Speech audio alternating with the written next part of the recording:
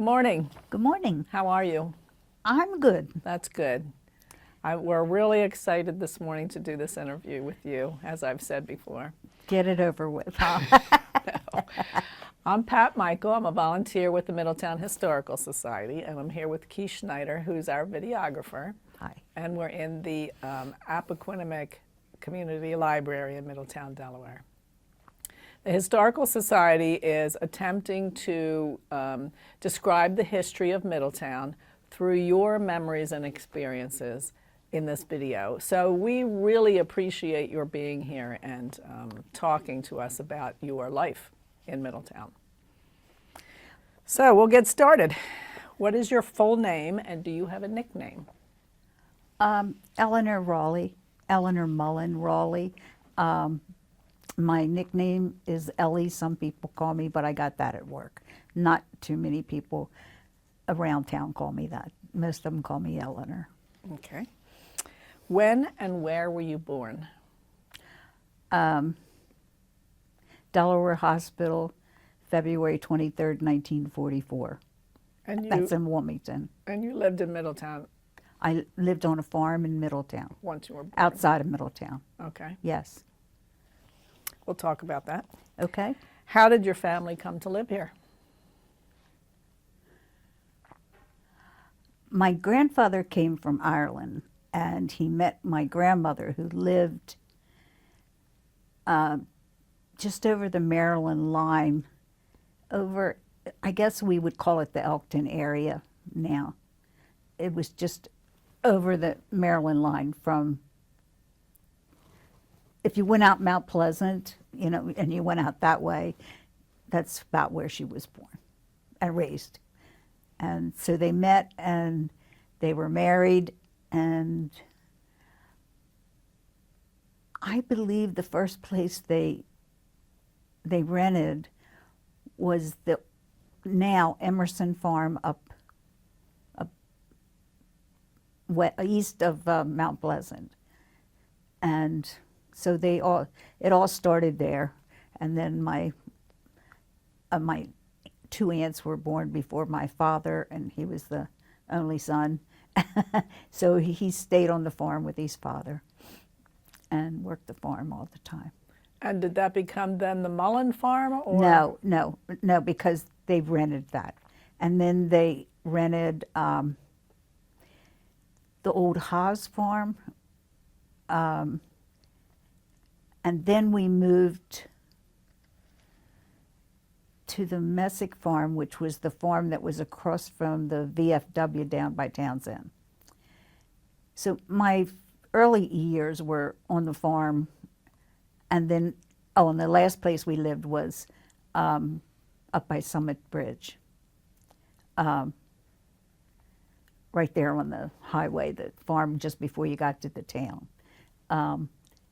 And then my father, we had a dairy farm, and he did a lot of picking of grains and corn and all that kind of stuff. And he also worked for the court in Wilmington.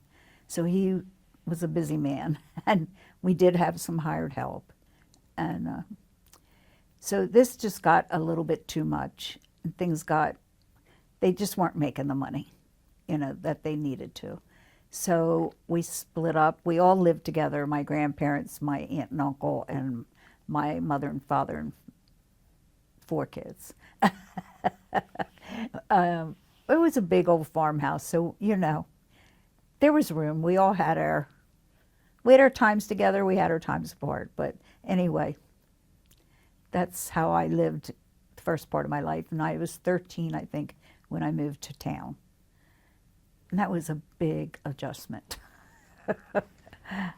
And we moved to Sharondale. That was a big adjustment. Yes. I'll tell you a funny story. When I walked in the bathroom, I was with my mother in the new house, and I said, my father was a big man. I said, Dad'll never fit in that tub. She said, you don't have to worry, he'll take a shower anyway. That's funny. So. Okay. Were there other family members in this area before you came? And who were they? Before I came, Before yeah, your family moved here? well, my aunt and uncle, Clara and Sock Smith, they had the Smith Liquors down in Towns End. And my other aunt and uncle were Catherine and Duke McDonald, who Duke was known around Middletown as Little League. You know, he took care of the Little League field. As a matter of fact, the Little League field is named after him, Duke Field. So they were here. He was actually from Townsend. And who else was he? And I had my grandmother's two sisters lived close by. One lived on Route 13, what they called McDonough at the time, and Aunt Sally lived here in town, you know, so they were here. Then I had a lot of other cousins and other relatives up in Wilmington in that area. Okay.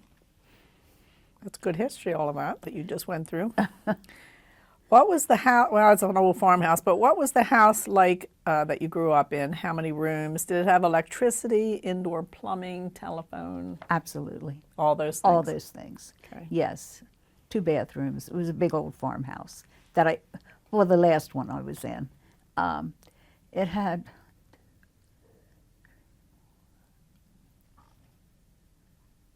seven bedrooms, 2 bathrooms, a bath and a half rather, a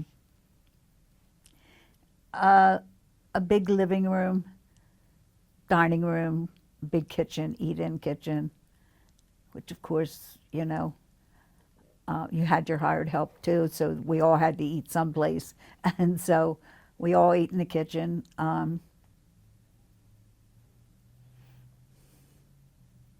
But you had all the amenities.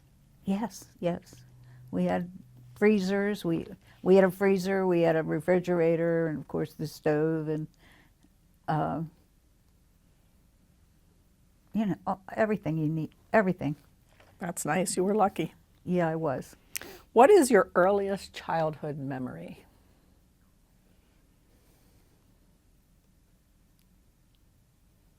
Good or bad? I'm trying to think.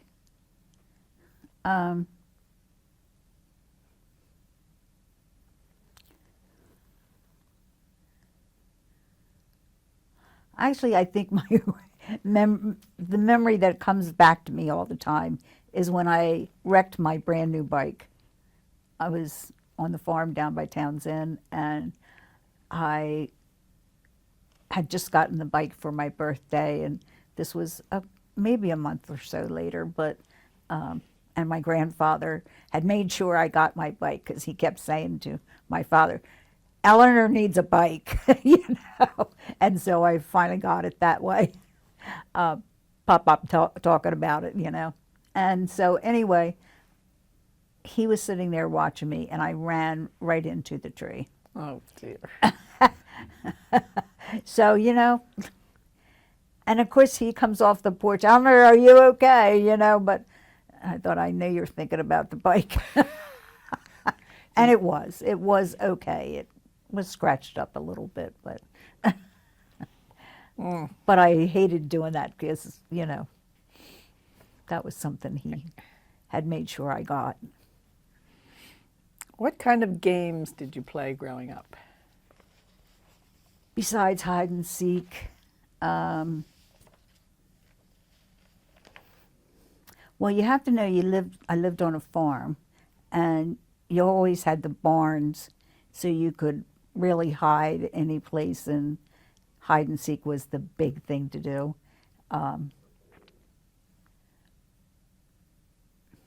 Played baseball, or softball rather. Played jacks. Played cards. A lot of card games.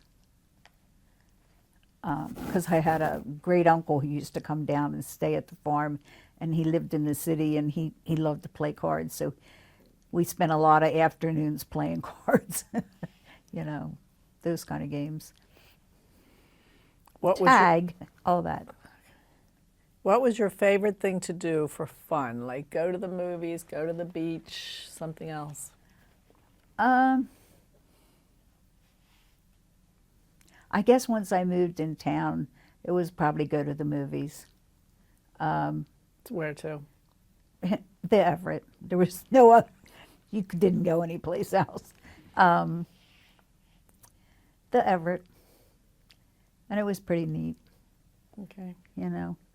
You always had the same seats that you always sat in, you know, because that's where your friends always sat. Yeah. So. Did you have family chores growing up, and if so, what were they, and what was your favorite? My favorite chore. If you want to know the truth, my favorite chore working as a kid was when I was down in the barn with my father and I was carrying the milk buckets. When I could lift those milk buckets, that was a big accomplishment. That's what I was just sitting here thinking. They were pretty heavy. But if I could carry those buckets, that was one of my favorite things to do, was to be with him, actually.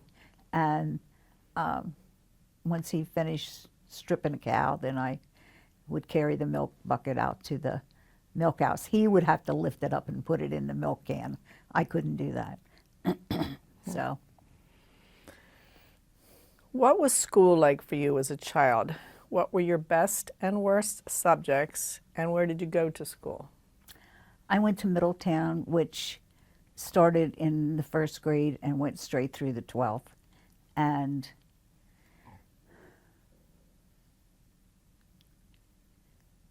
my favorite subject was probably math. I didn't enjoy reading. I just never got into it. And I never really did until I got older. So, but I liked math a lot. Did you go to college? I went to school to be an LPN, a licensed practical nurse. I didn't apply myself that well in high school to have the really good credits and everything. I enjoyed high school a whole lot more than anything. I belonged to anything and everything. I was a cheerleader. I played softball, basketball, and field hockey. And of course, I was at all the football games because I was a cheerleader and I was always so busy. And I got my homework done in between games and things like that. And I can't tell you that I was the brightest bulb in the class. I sure wasn't. But anyway, once I got out, and I did okay in school when I went to nursing. And then my first job was at State Hospital, and that was quite a challenge because, and number one, it was before integration. And so therefore, I was put on the building that was all black males. And I had to dispense meds to 90-some men. So it was quite a challenge. And you learn how to do things real fast. I mean, that's where you start to learn things. And so after a few years of that and everything, I did decide, after I had my second daughter, that I wanted to go back to school. And I did go back to the University of Delaware. I went to the University of Delaware and started taking courses. And then I was working public health, and I just had to quit because I thought, I have to be a mother first. You know, that's all there is to it. I can't go out and talk to families about doing this with their children, doing that, and being a mother and not being one myself. So I thought, school will wait, and then I never got back to it. So, but I worked for 50 years, so Okay. Do you remember any fads from your youth, like popular hairstyles or clothes?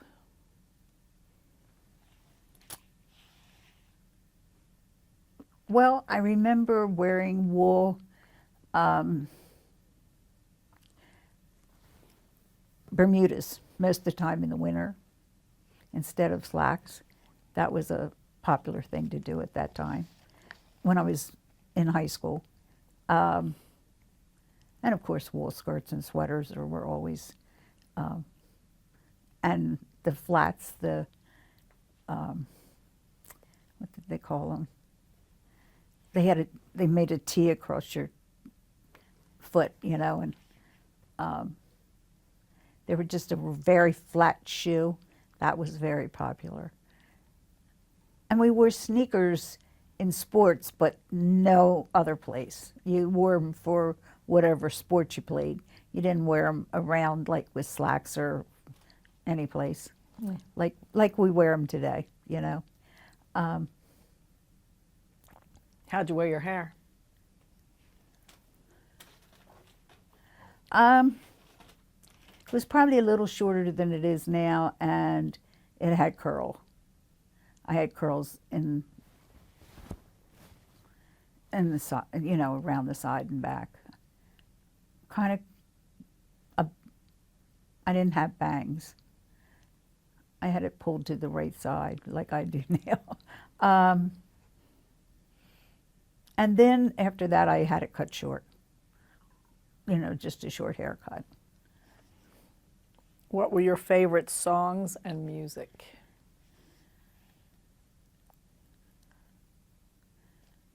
Well, a lot of it was Elvis type stuff or Ricky Nelson. Favorite song? Oops, sorry. I'm blank right now. That's okay. You like the early rock and roll? Yes, Okay. yes.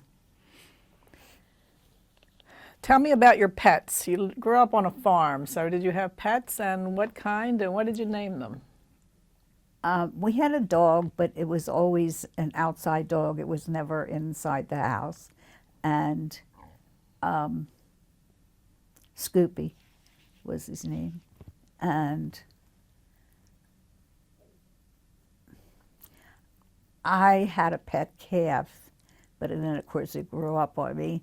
And then my father said that was my calf. And then as it grew older, and it was one of the cows that was sold for for meat, so I had to learn to say goodbye. That's all there was to it. Wasn't nice, but it was my pet calf. One of them was, especially. But I could go and just pet it and pet it and pet it, and it would just always be right there, It's a loving thing.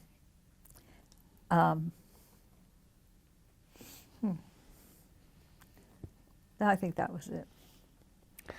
What was your religion growing up, and where did you go to church?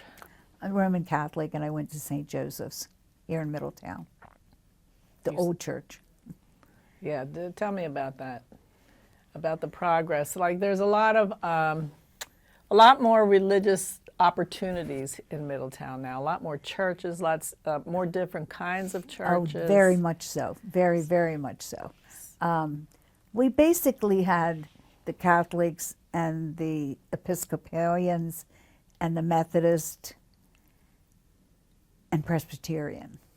That was it. There was no Baptists around. That was usually down south. But then people moved in, and I can't tell you when that all happened. I don't remember exactly.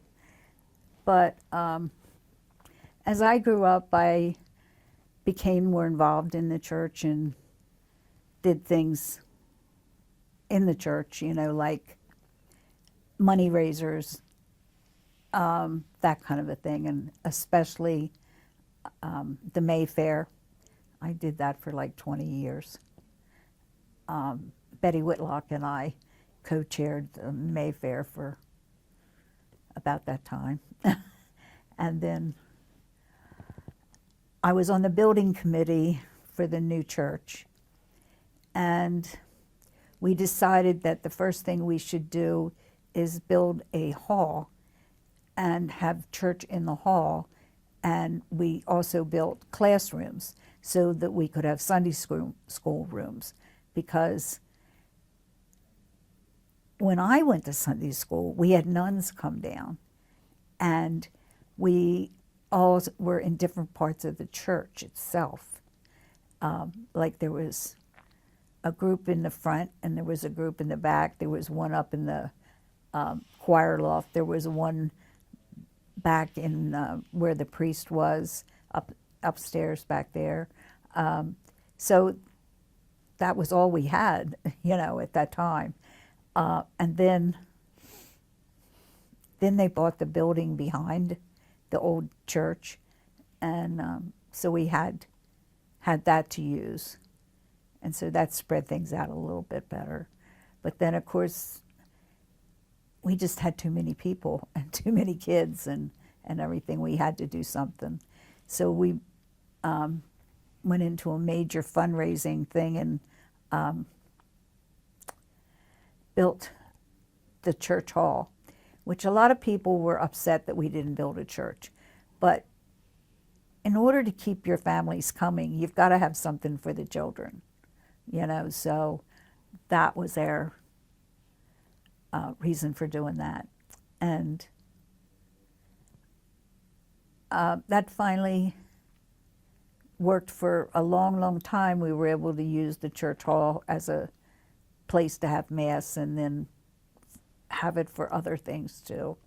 And of course, all the kids had a classroom to go to, which was good. And I was not on the building committee for the new church. I had given up that because I was also, my father was mayor of Middletown at one time. After we moved in town for a while, he became mayor. What was his name? James Mullen. And he had been to a meeting in Dover, and they were talking about senior centers. So he listened intently to that. He told me, he said, because, Eleanor, there was a lot of old people around town, even women who lived on a farm, who never really got to meet people or see too many people because they were always just there. They never had a place to go socialize. So he listened to about the senior center. So he and Kathleen Kobus, I don't know if you know her, they started working on getting a senior center here. So they talked to I think it was the fire company that had the old carnival buildings. We had, as a kid, I remember there was a carnival in Middletown, and it was close to the baseball field, the Little League field that we first had. And one of the big carnival buildings, the bingo building, I think, Dad talked them into letting them have it, for a couple of days a week to start something. And it was just, Mrs. Fillingane was the telephone operator. So she called all these women and told them about it, to bring a covered dish, come in and have lunch and socialize. If they were working on a special knitting project or crochet, bring it along so you can sit and talk and you can do your handiwork. And that's how it started. And you see what it is today. Yeah. And thank God, my father died when he was 53. And I was working public health at the time, and I went to the senior center to do blood pressures and all that kind of stuff for them. And So I was asked to serve on the board to take my father's place at that time. So I did do that, and I've been on ever since. Wow. And so then I became president, and I knew that we had to do something because the little place uptown was up. At that point, we were in, you know, where the senior citizen square was, where all the housing was up on North Broad Street. And we were in that first little building. Well, we had just outgrown that so bad. So I went to see Mr. Shagrin, and he was very kind. And I said to him, I said, Mr. Shagrin, I'm here for a reason. You know that, don't you? And he said, okay, Eleanor, what you need? And I knew him pretty well before that, because my grandparents had lived in the other side of his house. So he knew me as a kid and everything. So anyway, so what you need? I said, you know that property back, I think it's off of Scott Street. He said, yeah. I said, it's sitting there. It's doing nothing. What do you think you're going to do with it? Well, I thought about putting up some apartments or that kind of a thing. And I said, do you really want to put apartments back there? That's a nice area. Do you want to just have anybody and everybody move right in there? I was being really mean. You know, so he said, I don't know, Eleanor, what are your thoughts? He said, I know you've got one. And I said, okay, I'm going to ask you a big thing. Would you consider donating the land and then to the senior center? Oh, he says. And I said, yeah, if you donate the land, we'll go into a major campaign and raise the money to build it. You think you can do that? I said, no, I can't do that, but I know people that can help do that, you know. And he said, so you want a senior center? What's a senior center do? So I explained to him all the different things that could be available, and especially if we could build one big enough, you know. So he said, well, I've got to talk this over with the family. I said, okay, you know, even if you just give us a part of that land, you don't have to give us all that land, you know, just a part big enough for us to build a building on, to have a place for seniors to come. Okay, I got you. So he called me about 3 days later and said, Eleanor, can you come back and talk to me? So I said, sure. So I went back that night after I got off work, and he said, sit down, we got to talk a little bit. And I thought, oh no. But anyway, he said, I talked it over with the family. They think that's an excellent idea for the land. And so yes, we will gladly donate that. And I want you to know something else. My son-in-law and my daughter would love to work on the campaign to help you raise the money. I was like, I wanted to get up and click my heels, if you want to know the truth. I was so happy. And he said, Thelma is so excited, she doesn't know what to talk about next. So anyway, it was wonderful. We all got together, we got committee together, and we did hire a professional fundraiser, and they got us going, and we raised, I forget what we raised. But you've got a nice senior center now. Yeah, we do. It's a very nice one. Yeah. That's good. That's the way Middletown always has been, working together. Yes. Were you ever mentioned in the newspaper or other publication? I think about different things for the senior center. Yeah. That's what I figured. Did you keep copies of those? I did, but God knows where they are. It's good history. I know. Let's see. What world events had the most impact on you while you were growing up, and did any of them personally affect your family?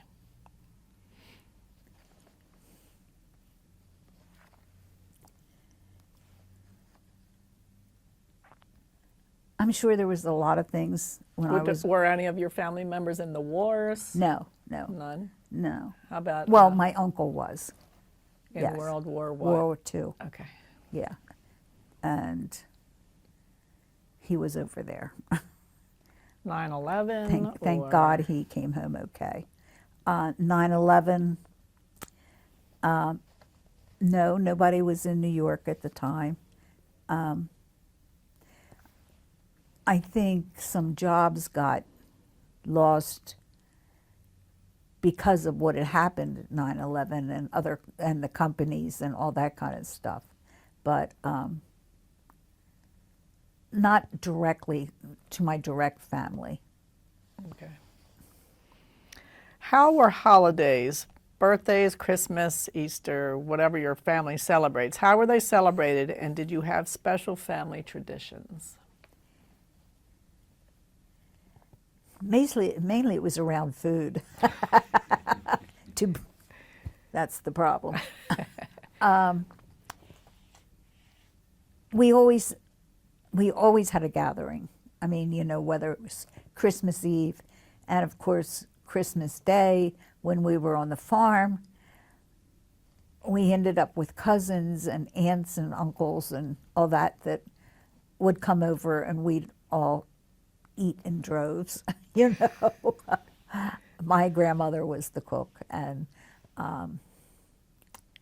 she always made sure there was plenty of food there for everybody.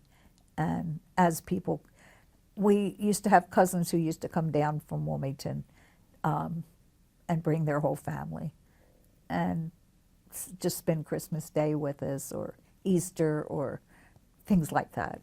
Big holidays, not just little ones, but they did that out on weekends too. So. Did you put the Christmas tree up before Christmas Day? Oh, sure. Yeah, we always put the Christmas tree up. Well, it was usually whenever Dad could do it. Sometime the week before. We would only decorate the bottom part where my brother and sister, we could do it.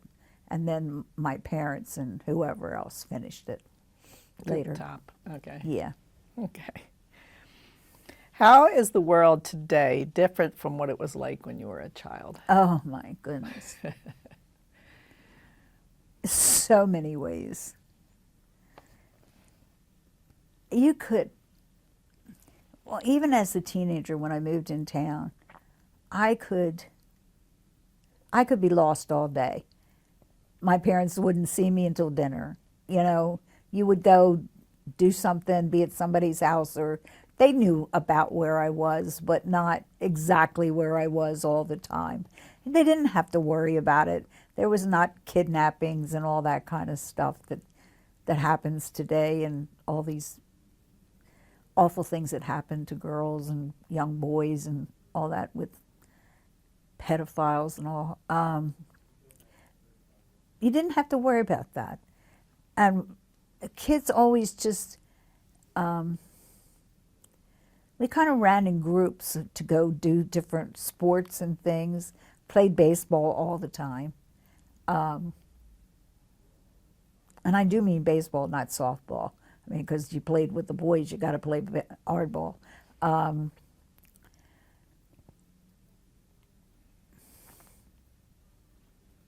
What was the other part of that question?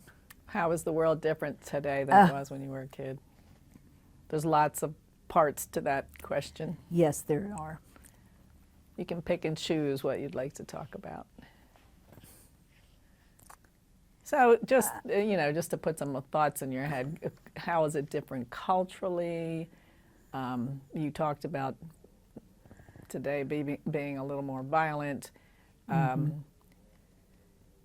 Employment opportunities, financial opportunities. That has come and gone both ways throughout my life. I remember when things were really hard and people didn't have jobs, and fortunately my father always had a job. My mother never worked until after my father died, but he was 53 when he died, and she had her hands full with all of us, you know. So let's see what.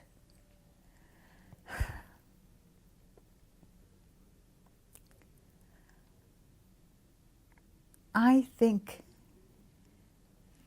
the hard part was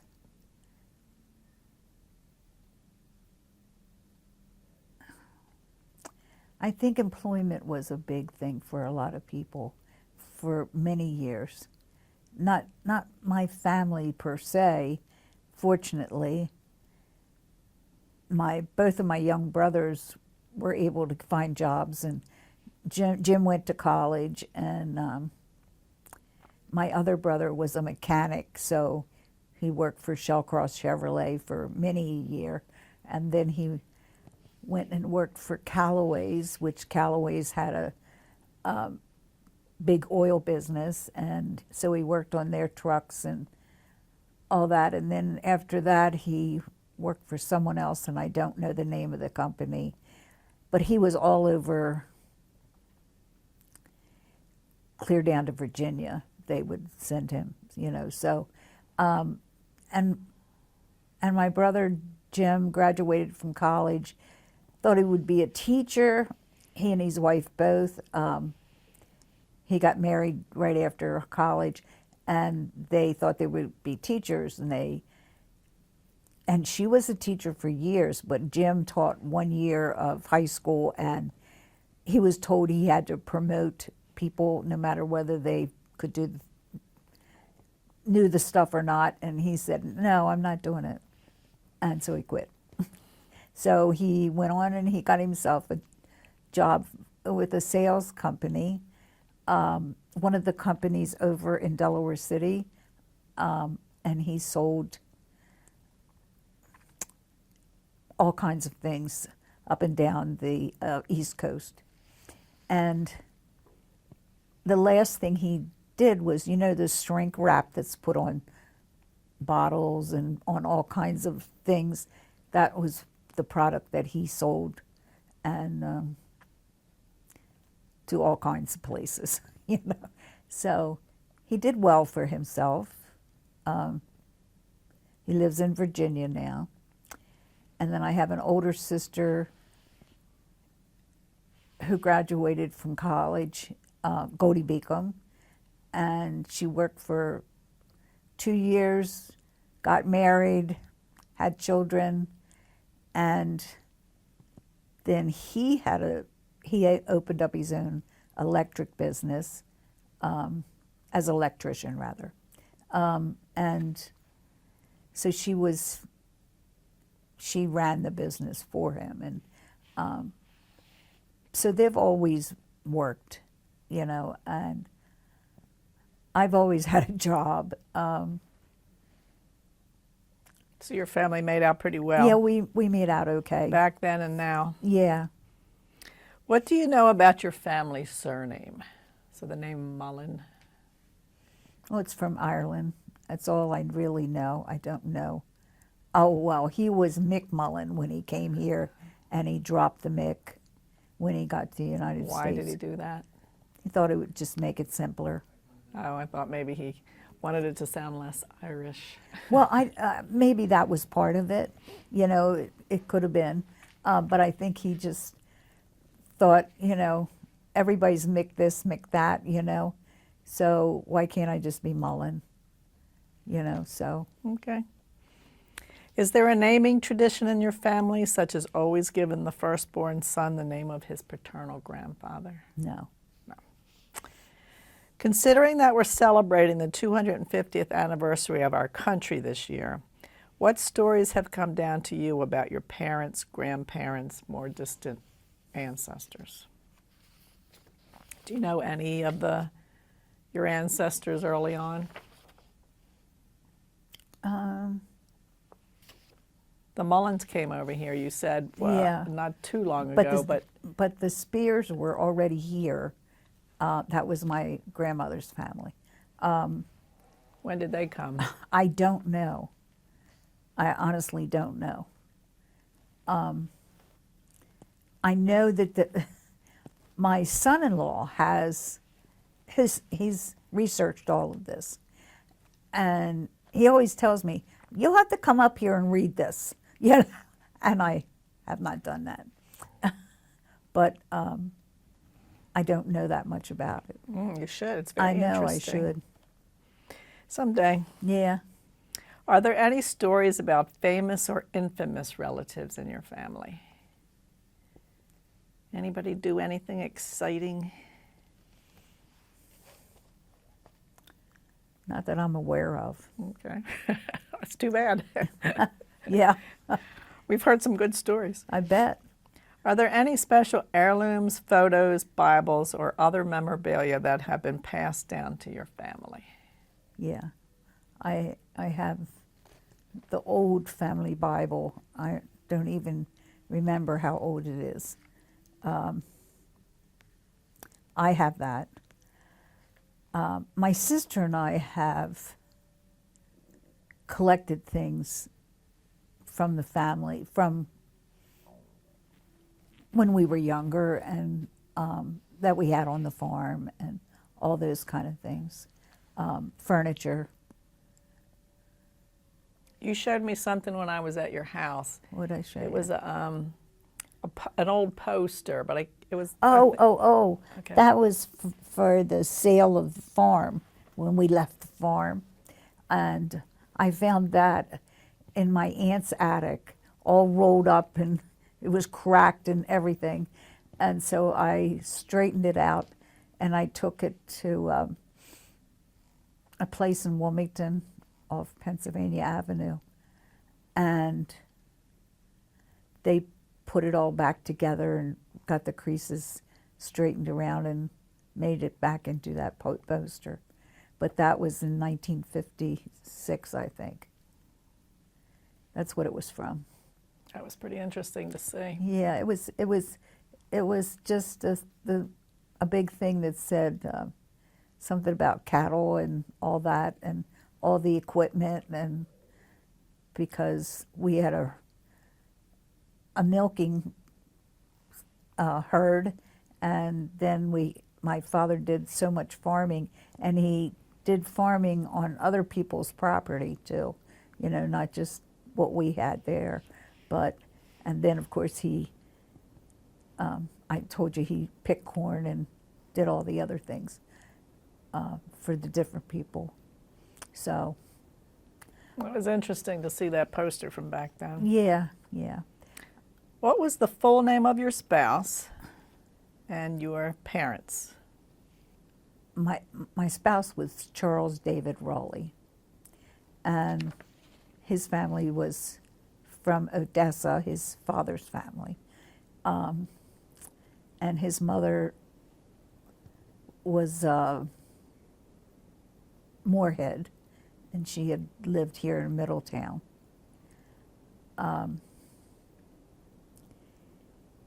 His mother and father were divorced. I think he was 2 or 3, something like that. So he had very little to do with his father. His father had remarried years later, and very nice lady. She was a school teacher in Odessa, and I know Dave thought a lot of her, Of course, he didn't see her a lot, but when he did see her, he did think a lot about her. So he didn't have a cohesive family that, and he had a hard time adjusting to mine. He truly did, because It was like a little town. yeah. So, what are you doing that for? And the next question is, describe your spouse. What was he like? More than just what color was his hair. Tell us about your husband. Well, How did you meet? I met him first because he dated my sister first, my older sister. And then, of course, that didn't last. Then I met Dave when I was like 17 or 18. You know, and then we were hanging around with the same people, you know, and Did he go to school with you? he was 5 years older than Okay. me. So, yeah, he went to school with me because I knew he was there. I knew who he was, you know. I don't know if he knew who I was. But I know that when he came to meet my sister, I was much younger, and of course, an itch, you know, to my sister. So I went down to talk to him. So anyway, he remembered me being there. He told me later that I came down and sat there and ran my mouth. And he was very quiet, so he wasn't one to chat back at me easily, but I kept it up. So anyway, What did you do on dates? we went to the movies.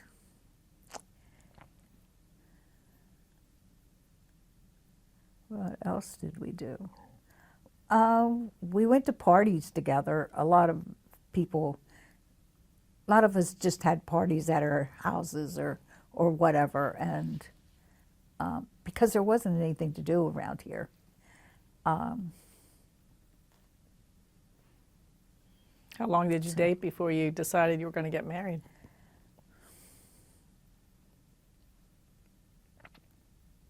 It was over a year. It was over a year before decided that. Did you have a big wedding? No. I knew he did not want that, you know, so we just went to Elkton, much to my family's chagrin. They did not like that, but, you know, so no, I wasn't married in the church, and, you know, that was, but anyway, that's how things happen. Did you celebrate it? I mean, afterwards, did you have a big party? Or? Oh, yeah, we had a party at the house. My family was good about it. I mean, they didn't ostracize us or anything, but they weren't happy that we had gone off and gotten married. And I said, you know, Dad, give it time. You know, just give it time. Give him time. You know, maybe he'll come around to church eventually. But that never happened. Was he Catholic? So, no, Oh, no. that's 2 checks in the boxes I know, I know. back then. Yes, yes. So anyway, that's just How long? like, How long were you married, or are you still? You're not still married. no, No. no. Dave became an alcoholic, and life changed tremendously. He had a job that he was at. He'd been on the job for 19 years, and he finally lost his job.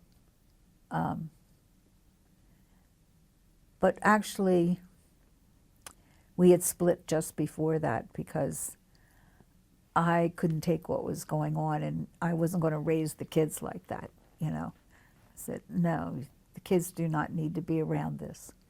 And so he finally left, but he was still here in town. Yeah. I'm sorry to bring that up, but I Yeah, didn't I know. realize. What did when you were enjoying things, what did your family do together to enjoy yourselves during that time? My family. Your family. My family. While you were married. Oh, okay.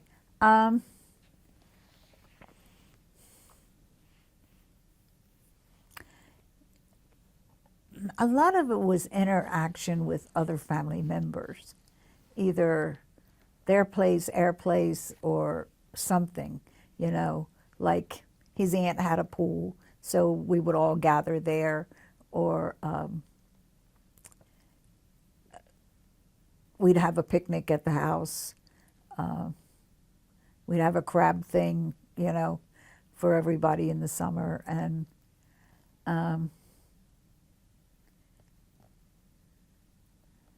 Christmas time, we always went from house to house within the family. We always made a visitation to them. But things that we did,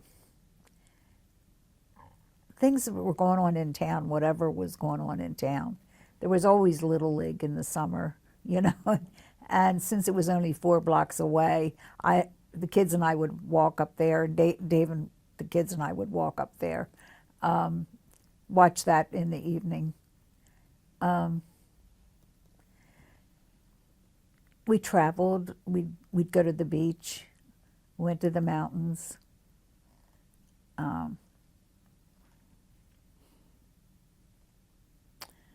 I loved the Poconos. It was so neat. I'm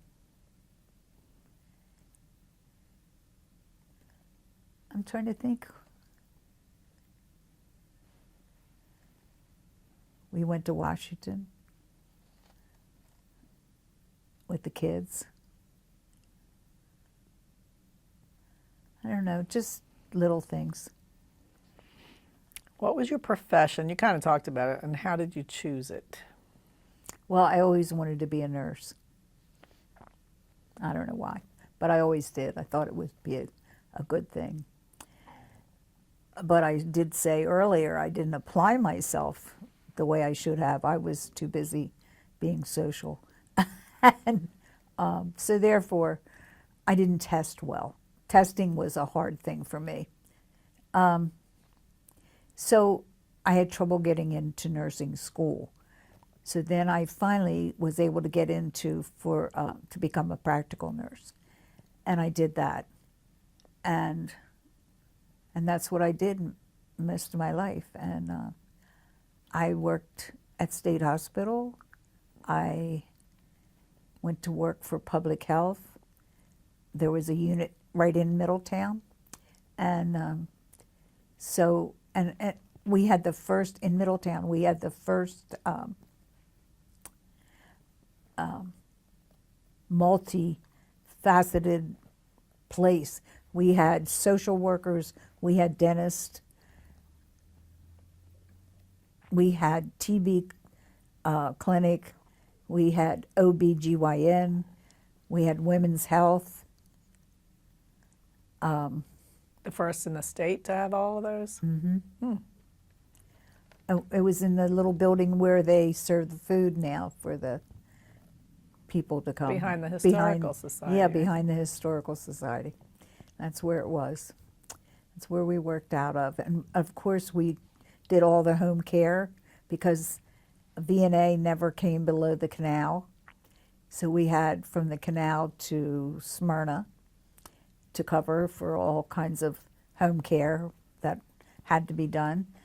So you might be doing home care in the morning, but you might be working the clinic in the afternoon, or vice versa, or you could be in the field all day, you know. So it varied from day to day what you did, which I loved. I really loved it.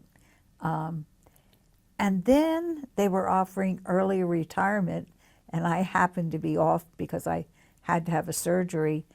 And so while I was off, I got this letter, you know, offering me early retirement. And I thought, what are you talking about? I was surprised because how old was I?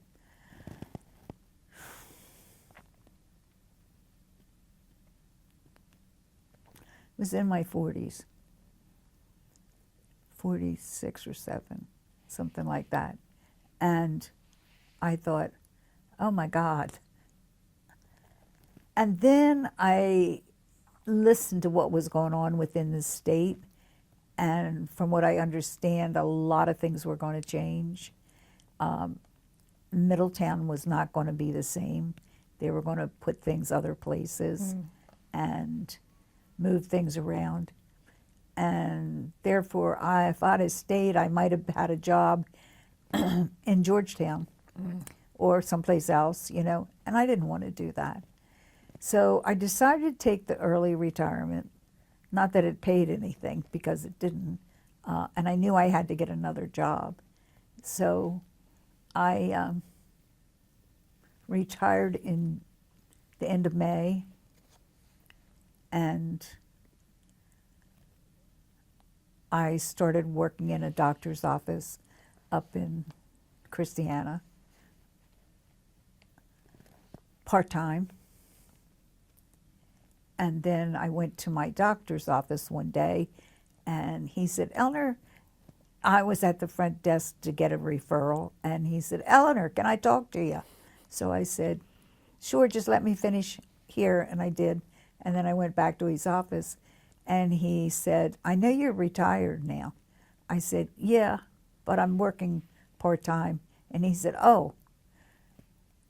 He said, I wanted to ask you if you'd like to come to work for me because I want to take on another doctor. And I thought, oh my God.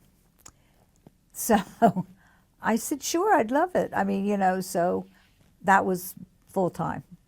So In Middletown? no, that was in Glasgow. Okay. So So you've enjoyed your profession, I have. doing all kinds of things. Yeah. If you could have had any other profession, what would it have been, and why wasn't it your first choice? You loved nursing. I did. That was your only. I really never, ever thought of anything too much other than that. Okay. What accomplishments were you the most proud? My children. Good answer. They're two nice girls, have been extremely good to me, and found two good husbands. And they both have two girls. And I said, I wish that on you because of just how bad you were. Oh, they weren't bad. I know they weren't bad, but you know, so. How has the recent development affected the area? So you've lived here a long time. I You've seen know. the changes. I have so many changes.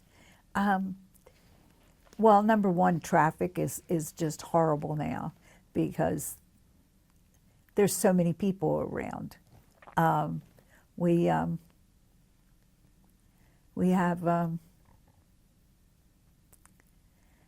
just all this development outside of the small town of itself.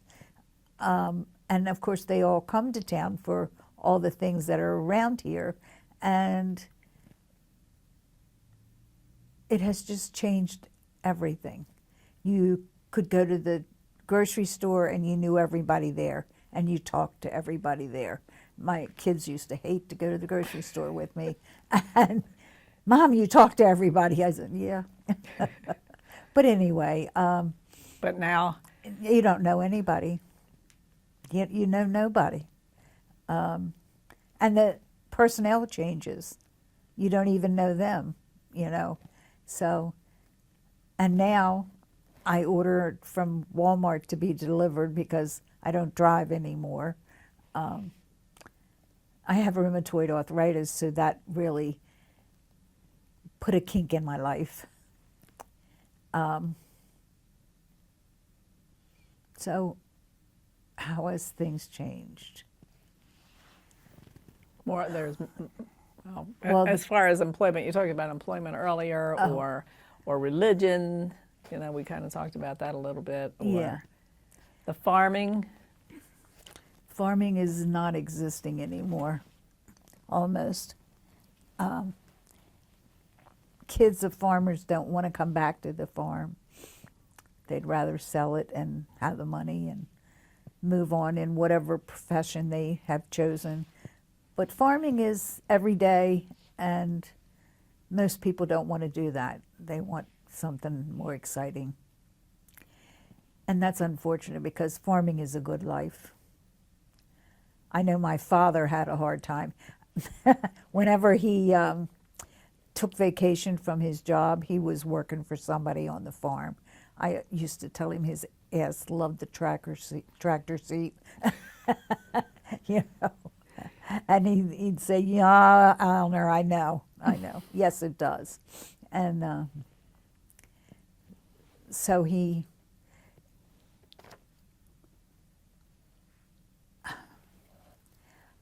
what do I want to say about this? But several of the people have talked about the kids used to work on the farms during the summer. That was their employment opportunity. Yeah, yeah. A lot of people did that. I mean, we had kids working on the farm. When Patsy and I were teenagers, of course, on the farm, that was when, what was the show in Philly that was the music, Dick Clark, you know? Well, there was always the music from that, and it was on at a time like dinner time, and at one point we had twins that worked for my father, and they'd come in and we'd jitterbug, we could dance, you know, and you know, actually I learned to dance with them, you know, so there was some benefits to having other people there on the farm, you know. What do you want people to know the most about yourself, your family, their business? What stands out to you that you want people to remember about your family or about yourself? You've done a lot of amazing things in your lifetime. I've tried to stay busy. I don't do it for notoriety, but I do it because I enjoy it. And I was on several committees at the same time one year. They were building committees. One was the church, the other was the senior center, and I was also involved with a daycare. Now, they didn't build a new place or anything, but I was on their board. And those kind of things always were very gratifying to me. To watch the town change and grow in a positive ways was always good. I enjoyed and was happy to see people move here because that meant there was something here, you know, that it was a good area. To me, that's what it meant. And then it just got out of hand.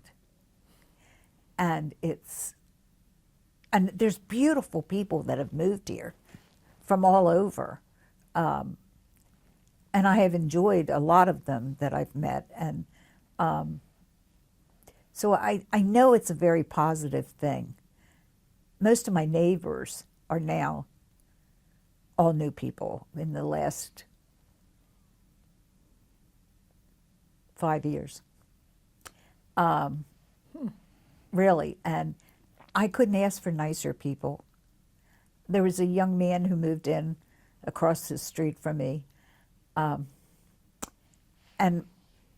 the old neighbor that lived there introduced us, and he's a very nice young man. He has 3 kids, but they are only there on weekends and that kind of stuff. So he's introduced me to them, and you know, they always ride by and holler, "Hey, Miss Ellie." You know, so it's refreshing to have young kids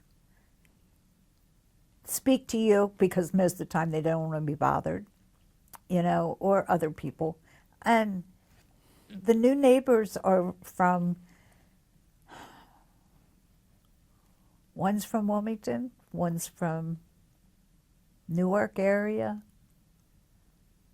My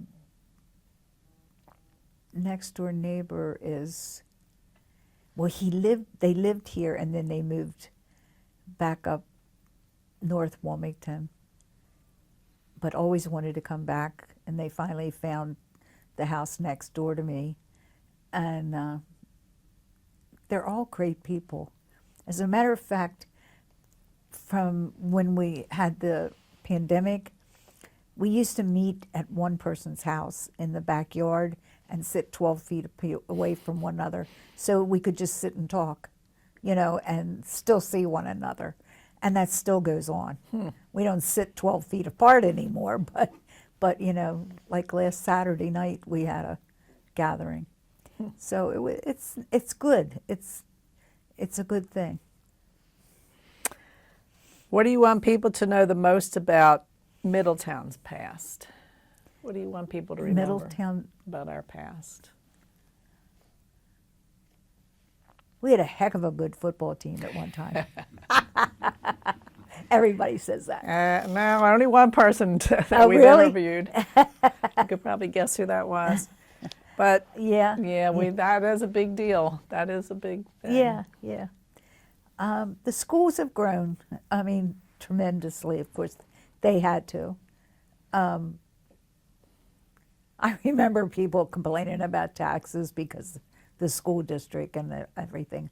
I thought, you know, what are you going to do? You got to educate these kids. You don't want them growing up to be a bunch of numbskulls, you know. So I think what you want to think about is the positive things that have happened here, instead of just the problems with the traffic.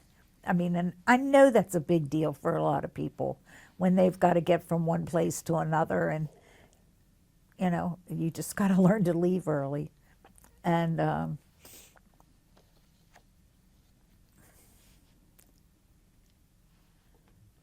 lost my train of thought. Things about Middletown's past. I'm trying to think now. Middletown's past, what was good then and is good now. Or what was good then. Oh, what was good then?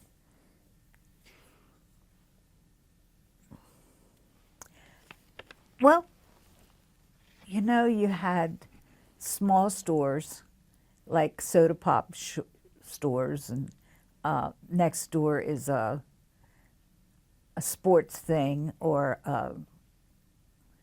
it could be a place where you could get your crocheting and or your wool or whatever, you know. So we had a variety of things. We had little stores, candy stores. Buckhorse had all the equipment you could need for anything around the house. Berkman's had all kinds of clothes, and they had a candy counter there, a penny candy counter.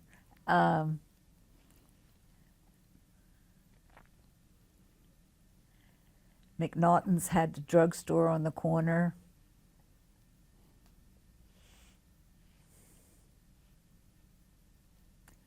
Who else was there? And we had realtors, and we had accountants and all that kind of stuff on Main Street. And we had little restaurants. And so you could go get a sandwich any place you wanted to. You know, like a steak sandwich or whatever. I can't think of their names right now. Depends on what decade you're talking about. Yeah, I know. Because they've come and gone. Yeah, they have. They have. It was a good little town. There was a Dairy Queen that was the most popular place in town. And I worked there from the time I was 15. I started, and then early summer, and then I worked there till I went to school, went away to school. And then when I was first divorced, I could have gone and traveled someplace else and probably made a lot more money, but it would take me time to get there, and I still had to pay somebody or have somebody take care of my kids.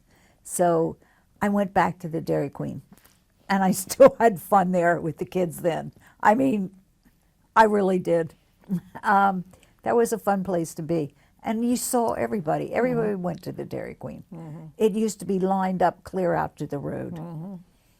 I mean, you know, and people would come from down in Maryland and stop, and they'd wait for an hour to get to the front of the place. I remember them doing it, you know. But anyway. Well, that's all the questions that I have. Do you Oh, that's have- good. Do do you have anything you want to add at the end? Anything?